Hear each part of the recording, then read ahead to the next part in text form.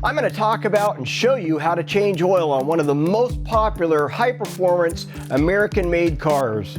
This is a Ford Mustang. This particular Mustang is a 2017, and I've actually installed a aftermarket Illuminator 5.0. That engine calls for a 5W50. Lucas manufactures a 5W50. Now, if you're running a 5.0, whether it's a Generation 2, Generation 3, an S197 or an S550, we make a 5W20 API licensed 520 as well. So today, I want to walk you through the steps of doing this at home in your garage, how easy it is and how you can save the money using quality products to complete that task.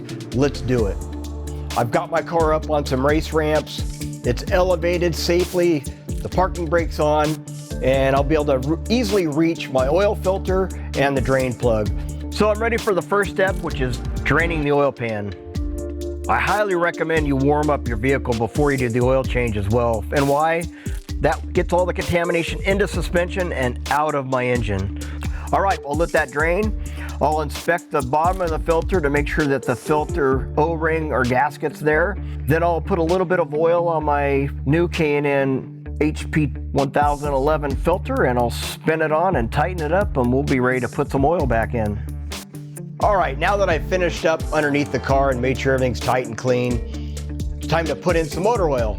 The engine calls for 8 quarts when you change the filter, which I have. So I will put in 7 quarts of Lucas Oil's 5W50 synthetic, as well as 1 quart of Lucas Oil's pure synthetic oil stabilizer, a trusted product, came from heavy duty, but has a great fit for my high performance application. Okay, I feel really good about the fact that I did this myself.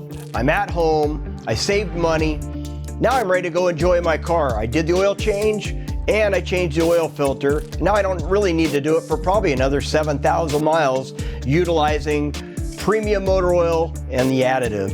Lucas Oil motor oils and pure synthetic oil stabilizer, it works.